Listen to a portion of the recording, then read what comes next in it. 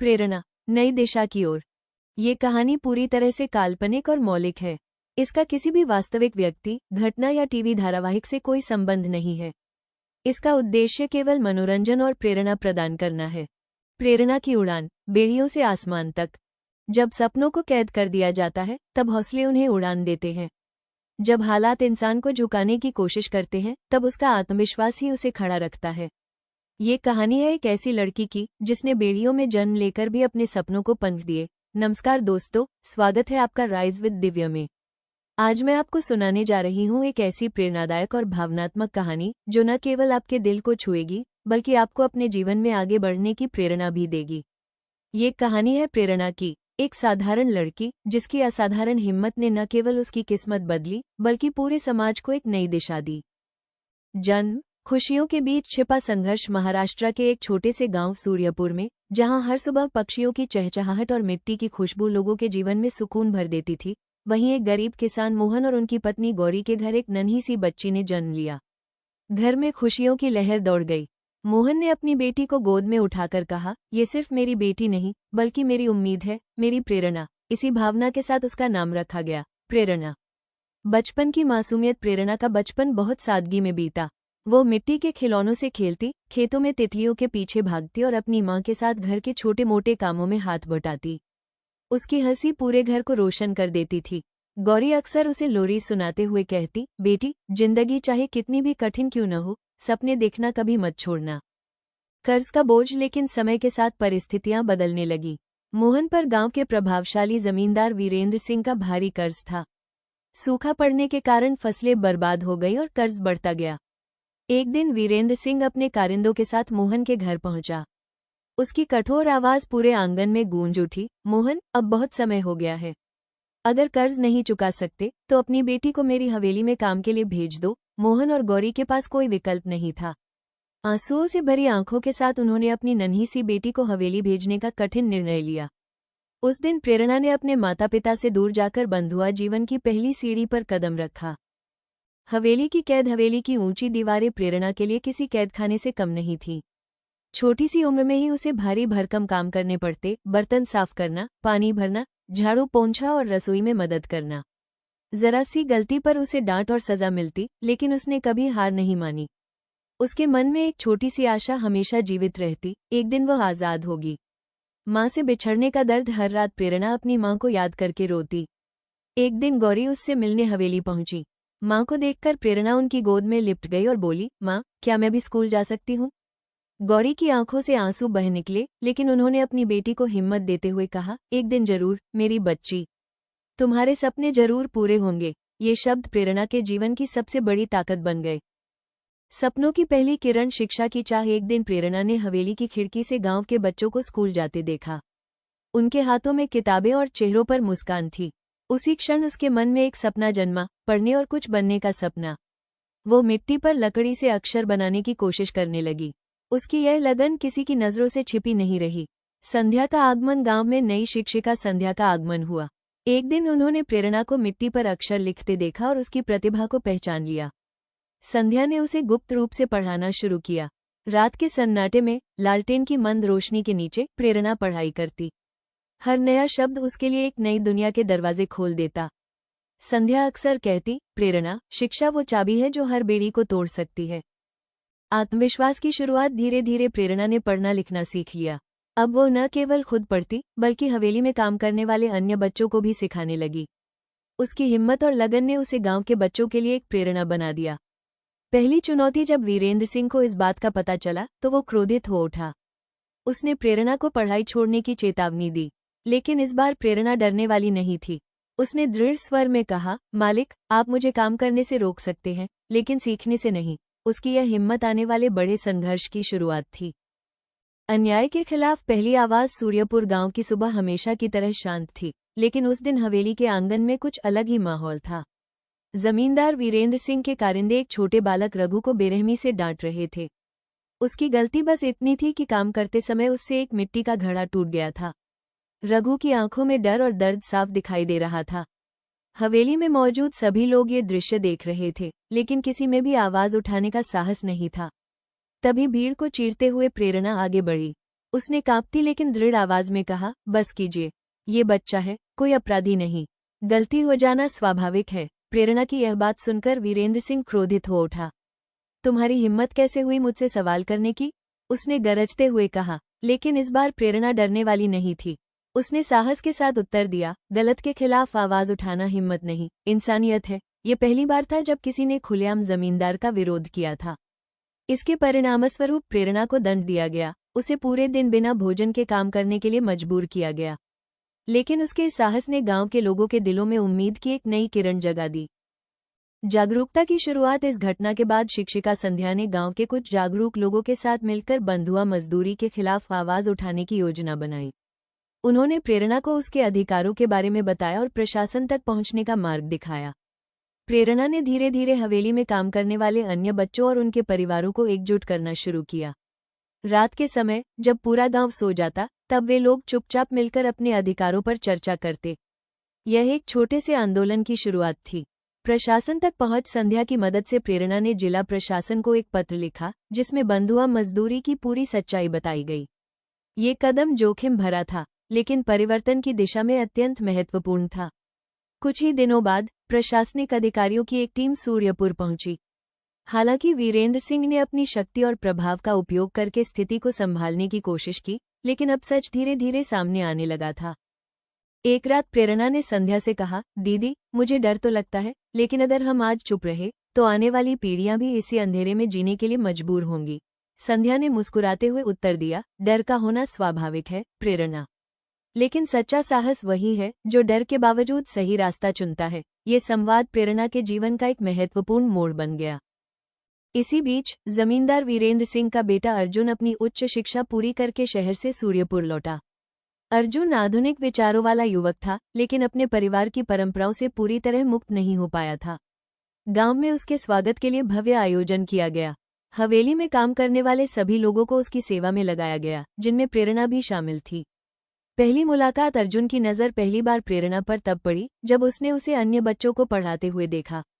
उसकी आंखों में आत्मविश्वास और चेहरे पर दृढ़ता ने अर्जुन को प्रभावित किया। अर्जुन ने उससे पूछा, तुम इन बच्चों को पढ़ा रही हो? प्रेरणा ने शांत स्वर में उत्तर दिया, हाँ, क्योंकि शिक्षा ही हमें आज़ादी दिला सकती है। यह उत्तर अर्जुन के मन में कई सवाल खड़े कर गया। सोच में परिवर्तन। धीरे धीरे अर्जुन को हवेली और गांव की वास्तविकता का एहसास होने लगा। उसने देखा कि कैसे बंधुआ मजदूरी ने लोगों के जीवन को कैद कर रखा है। प्रेरणा के साहस और निस्वार्थ भावना ने उसके दृष्टिकोण को बदलना शुरू कर दिया। एक दिन अर्जुन ने अपने पिता से कहा, पिताजी, ये परंपरा गलत है। किसी को भी उसकी इच्छा के विरुद्ध काम करने के लिए मजबूर नहीं किया जा सकता।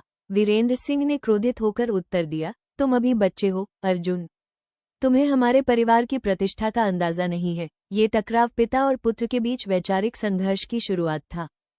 अर्जुन और प्रेरणा के बीच मुलाकातों का सिलसिला बढ़ने लगा।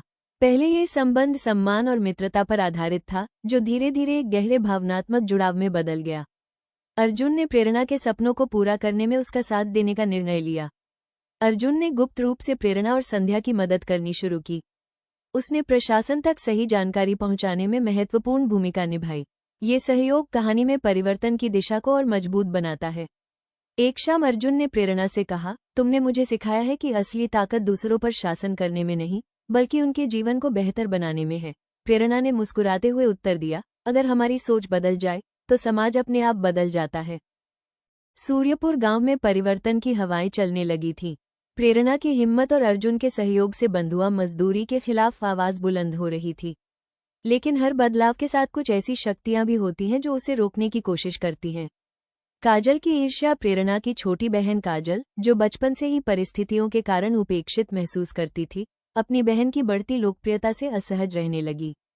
उसे लगने लगा कि परिवार और गांव के लोग अब केवल प्रेरणा की ही प्रशंसा करते हैं। इसी बीच जमींदार वीरेंद्र सिंह ने काजल की इस कमजोरी को पहचान लिया। उसने उसे बहकाते हुए कहा, अगर तुम मेरा साथ दो तो मैं तुम्हें वो सब दूंगा जो तुम्हारी बहन कभी नहीं दे पाएगी, दौलत, सम्मान और एक बेहतर जीवन। काजल लालच और ईर्ष्या के जाल में फंस गई और अनजाने में अपनी ही बहन के खिलाफ साजिश का हिस्सा बन गई। काजल ने प्रेरणा और अर्जुन की योजनाओं की जानकारी वीरेंद्र सिंह तक पहुंचानी शुरू कर दी। उसने प्रशासन को भेजे गए कुछ महत्वपूर्ण दस्तावेज भी नष्ट कर दिए, जिससे आंदोलन को बड़ा झटका लगा। एक दिन वीरेंद्र सिंह ने प्रेरणा पर झूठा आरोप लगाया कि उसने हवेली से कीमती गहने चुराए हैं। काजल ने भी दबाव में आकर इस झूठ की पुष्टि कर दी। ये घटना प्रेरणा के जीवन का सबसे बड़ा आघात थी। जब प्रेरणा को अपनी ही बहन के विश्वासघात का पता चला तो उसका दिल टूट गया। उसने आंसुओं भरी आंखों से काजल से पूछा, काजल, क्या तुम्हें मुझ पर भरोसा नहीं था? काजल ने नजरें झुका ली, लेकिन कुछ कह नहीं पाई। यह मौन ही प्रेरणा के लिए सबसे बड़ा उत्तर था। गांव छोड़ने का निर्णय। गांव में फैली गलतफहमियों और अपमान के कारण प्रेरणा ने सूर्यपुर छोड़ने का कठिन निर्णय लिया। अर्जुन ने उसे रोकने की बहुत कोशिश की, लेकिन प्रेरणा ने कहा, जब तक मैं खुद को निर्दोष साबित नहीं कर देती, तब तक यहाँ रहना मेरे आत्मसम्मान के खिलाफ होगा। भारी मन से प्रेरणा शहर की ओर निकल पड़ी, एक नई और अनिश्चित यात्रा पर। शहर में संघर्ष और नई पहचान। अनजान शहर, शहर की चकाचौंध और भीड़-भाड़ प्रेरणा के लिए बिल्कुल नई थी। उसके पास न रहने का ठिकाना था, न कोई सहारा। शुरुआती दिनों में उसने एक छोटे से आश्रय गृह में शरण ली और जीविका चलाने के लिए छोटे-मोटे काम करने लगी। शिक्षा की ओर वापसी, संध्या की दी हुई सीख और अर्जुन का विश्वास प्रेरणा के लिए प्रेरणा का स्रोत बने रहे। उसने अपनी पढ़ाई फिर से शुरू करने का निश्चय किया। दिन में काम और रात में पढ़ाई, यह उसकी दिनचर्या बन गई। उसकी मेहनत रंग लाई और उसने उत्कृष्ट अंकों के साथ अपनी पढ़ाई पूरी की। इसके बाद उसने सिविल सेवा परीक्षा देने का निर्णय लिया, ताकि वो समाज में वास्तविक परिवर्तन ला सके। संघर्ष और दृढ़ निश्चय। सिविल सेवा की तैयारी आसान नहीं थी। आर्थिक तंगी, मानसिक दबाव और अकेलापन, इन सभी चुनौतियों का सामना करते हुए भी प्रेरणा ने हार नहीं मानी। कई बार असफलता का सामना करना पड़ा, लेकिन हर असफलता ने उसे और मजबूत बनाया। एक दिन परिणाम घोषित हुआ। कांपते हाथों से प्रेरणा ने अपनी आंखें परिणाम सूची पर दौड़ाईं और उसकी खुशी का ठिकाना नहीं रहा। प्रेरणा ने सिविल सेवा परीक्षा उत्तीर्ण कर ली थी। अब प्रेरणा केवल एक साधारण लड़की नहीं रही, वो एक प्रशासनिक अधिकारी बन चुकी थी। उसकी सफलता ने ये साबित कर दिया कि दृढ़ इच्छाशक्ति और मेहनत से कोई भी व्यक्ति अपनी किस्मत बदल सकता है। परिणाम के बाद प्रेरणा ने आसमान की ओर देखते हुए कहा, माँ, आपने कहा था कि मेरे सपने जरूर पूरे होंगे। आज आपकी बेटी ने वो कर दिखाया। उसने सूर्यपुर लौटकर अपने अतीत का सामना करने और न्याय स्थापित करने का निर्णय लिया। सूर्यपुर में प्रेरणा की वापसी सालों बाद। जब सूर्यपुर गांव की गलियों में एक सरकारी गाड़ी आकर रुकी, तो लोगों के मन में उत्सुकता जाग उठी। गाड़ी से जब एक आत्मविश्वासी और सशक्त महिला बाहर उतरी, तो सभी की आंखें आश्चर्य से फैल गईं। वो प्रेरणा थी, जो अब एक जिला प्रशासनिक अधिकारी बन चुकी थी। उसकी आंखों में आत्मविश्वास था, लेकिन दिल में अपने अतीत की यादें भी थीं। हवेली की ऊंची दीवारें, बचपन का दर्द और संघर्ष, सब कुछ उसकी आंखों के सामने ताज़ा हो गया। प्रेरणा ने अपने पद का दुरुपयोग नहीं किया, बल्कि कानून के दायरे में रहते हुए बंधुआ मजदूरी के खिलाफ जांच शुरू करवाई। उसने एक विशेष टीम गठित की, जिसने गांव के लोगों के बयान दर्ज किए। धीरे धीरे सच्चाई सामने आने लगी। जिन लोगों ने वर्षों तक डर के कारण चुप्पी साध रखी थी, वे अब प्रेरणा के साहस से प्रेरित होकर खुलकर बोलने लगे। वीरेंद्र सिंह का पतन। जब वीरेंद्र सिंह को इस जांच की जानकारी मिली, तो उसने अपनी पुरानी शक्ति और प्रभाव का उपयोग कर इसे रोकने की कोशिश की। उसने प्रेरणा को रिश्वत और धमकियों के माध्यम से डराने का प्रयास किया, लेकिन इस बार परिस्थितियां बदल चुकी थीं। एक दिन हवेली में हुई छापेमारी के दौरान बंधुआ मजदूरी से जुड़े कई प्रमाण मिले। इसके आधार पर वीरेंद्र सिंह को गिरफ्तार कर लिया गया। गांव के लोगों ने पहली बार आज़ादी की सच्ची अनुभूति की। अर्जुन का समर्थन। अर्जुन, जो पहले ही अपने पिता की गलत नीतियों का विरोध कर चुका था, इस कठिन समय में प्रेरणा के साथ खड़ा रहा।